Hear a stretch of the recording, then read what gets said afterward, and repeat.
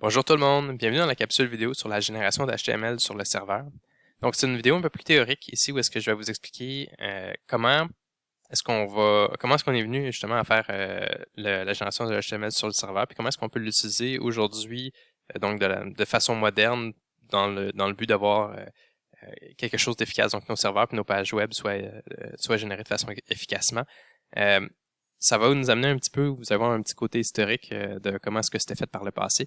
Donc, j'espère que vous allez apprécier. Donc, pour commencer, avant de se lancer dans tout ce qui est nouveau, on va commencer par voir ce qu'on fait présentement, juste pour que vous soyez au courant de l'approche présente qu'on utilise. Donc, l'approche présente qu'on utilise, c'est une approche qu'on appelle la génération de HTML par le client. Euh, je vous explique pourquoi. Donc, si on se fie, mettons, à ce qu'on a présentement, OK, là, ce qu'on a fait jusqu'à date, OK, notre client, initialement, ce qu'il va faire, donc, généralement, votre navigateur web, va envoyer un message au serveur, lui disant, hey, est-ce que je peux avoir accès au fichier HTML? Donc, ça, c'est très simple. Qu'est-ce que le serveur va faire? Tout simplement, il va lui retourner, ici, le fichier HTML.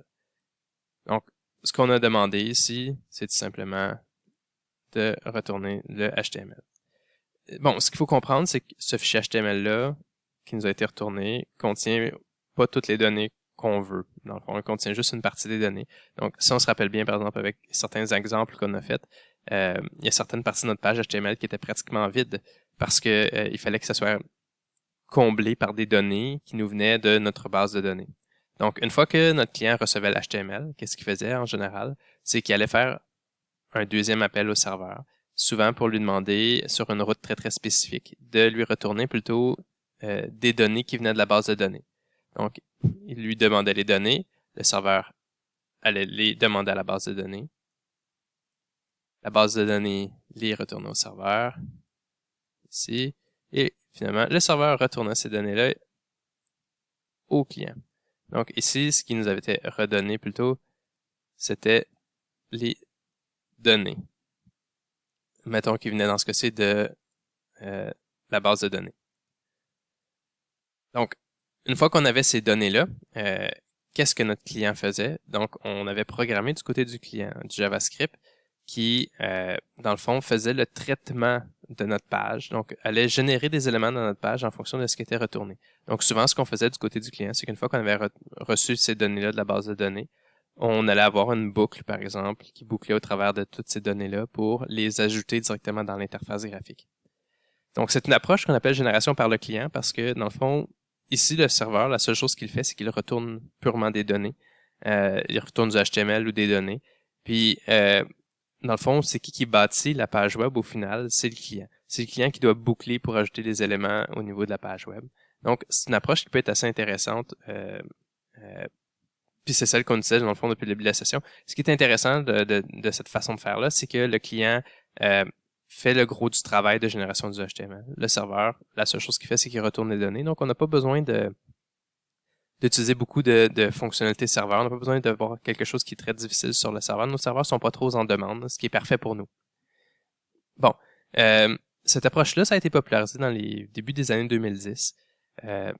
Principalement, c'est à un point où est-ce que les ordinateurs personnels, donc les ordinateurs que nous autres on a, genre nos ordinateurs portables, les ordinateurs on a à la maison, c'est un point au niveau de l'histoire de l'informatique où est-ce que c'était vraiment facile d'avoir accès à des ordinateurs qui étaient vraiment puissants. Donc, c'est pour ça qu'il y a eu cette espèce de changement de paradigme-là, OK? Où est-ce que justement on faisait générer toutes les pages du côté du client, parce qu'on disait, ben, maintenant que le monde a des ordinateurs assez forts pour pouvoir faire le traitement des pages web, ben, on va laisser ces ordinateurs-là, donc les navigateurs web, le faire pour le serveur. Donc ça, c'est pas le serveur qui le fasse.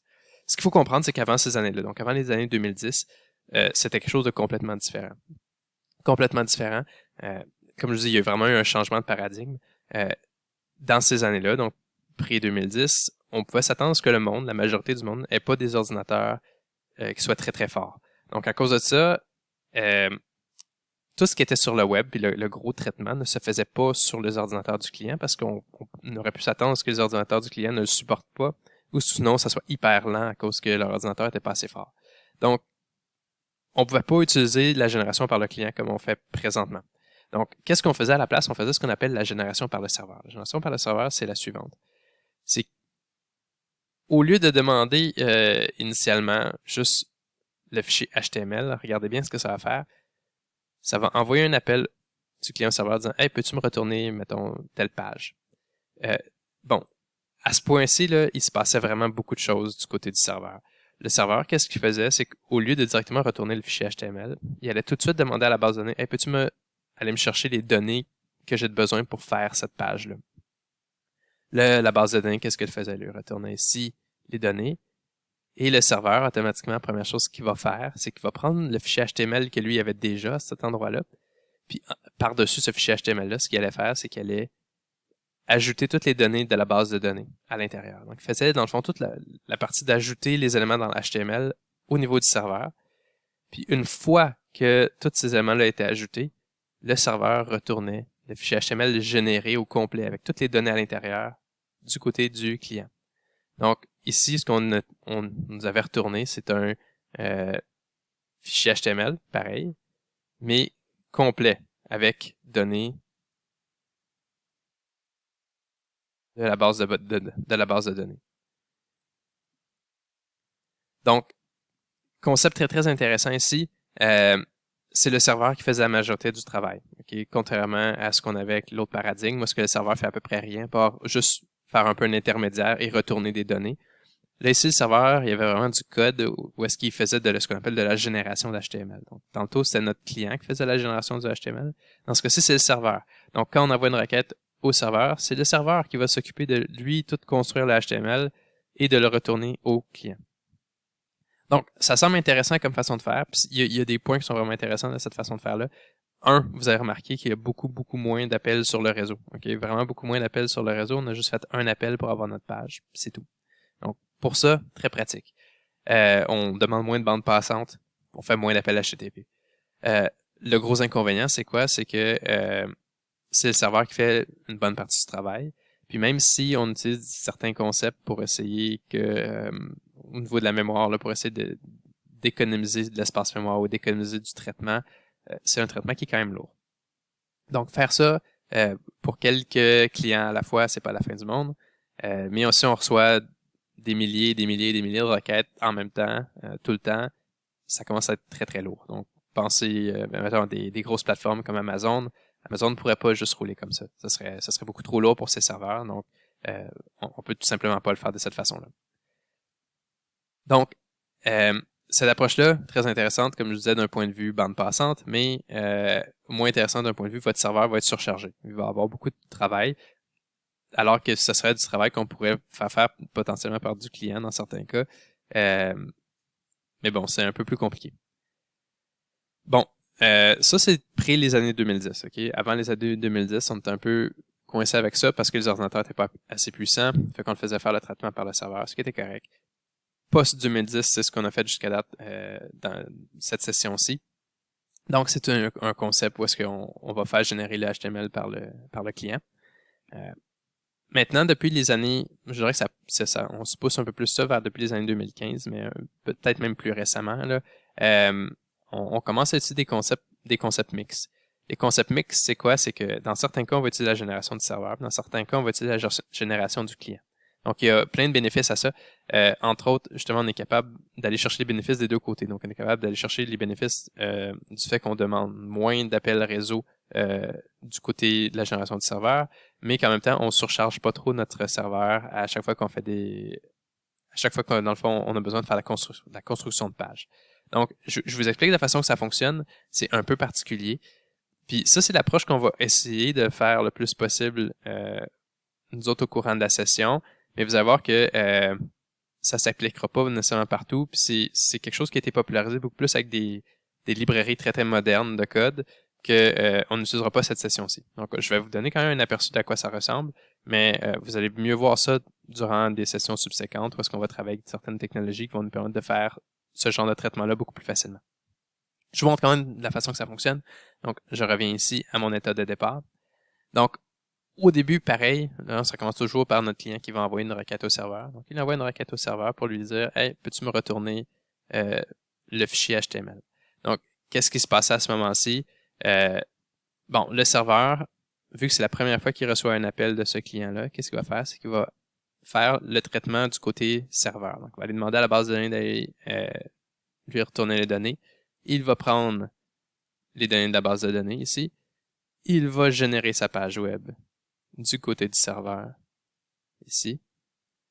Puis, une fois qu'il a généré la page web, il va la retourner au client tel quel. Donc, ici, on a purement une approche serveur, la première fois qu'on reçoit un appel du client. Bon, ce qui est intéressant, c'est sur les appels subséquents. Dans une approche purement serveur, qu'est-ce qui se passera? C'est que tous les appels subséquents feraient exactement la même chose. Le serveur referait une génération de la page web qui serait retournée au client à chaque fois. Donc, l'approche mixte, c'est quoi? C'est que la première fois qu'on va demander au serveur, oui, on va lui faire générer la page web, mais tous les appels subséquents qu'on va faire au serveur, vu qu'on a déjà une base de la page web, qu'il faut juste qu'on modifie, là, le serveur fera pas la génération. Vu que le client a déjà une bonne partie des données, on va tout simplement lui retourner les données. Donc, par la suite, qu'est-ce qui va se passer? C'est que si, mettons, le client veut faire une modification dans sa page web, par exemple, il va aller chercher des données qui va aller modifier une partie de son interface graphique, il va envoyer une requête au serveur. Le serveur va, même chose, aller contacter la base de données si c'est nécessaire qu'il le fasse. Oups, je n'étais pas avec la bonne couleur, donne-moi 2 secondes. Comme ça ici. La base de données va lui retourner, encore une fois, ses réponses. Puis, finalement, le serveur va retourner la réponse de la base de données au client. Puis, le client va par la suite intégrer ces données-là dans sa page web en lui-même générant son HTML. Donc, on a vraiment le meilleur des deux mondes ici. On a vraiment le meilleur des deux mondes parce que on essaie de limiter le plus possible les appels réseau, ce qu'on fait. Okay? Donc, ces appels réseau-là différents, on n'a pas le choix de les avoir. On les aurait pareil du côté du client ou du serveur. Qu'on a une approche dans le fond client ou une approche du serveur de la génération du HTML. Mais ceci étant dit, on a aussi un côté performance, parce qu'on essaie de pas trop surcharger le serveur. Okay? Donc, si on peut faire du traitement au client, on le fait du côté du client. Il y a aussi plein d'avantages cachés là-dedans, entre autres au niveau de tout ce qu'on appelle le SEO, donc le SEO. Donc, ça, c'est ce qu'on appelle les Search Engine Optimization. Donc, c'est toutes les optimisations qu'on peut faire pour nos sites web pour qu'ils puissent être mieux visibles d'un point de vue des engins de recherche comme Google, Yahoo, Bing.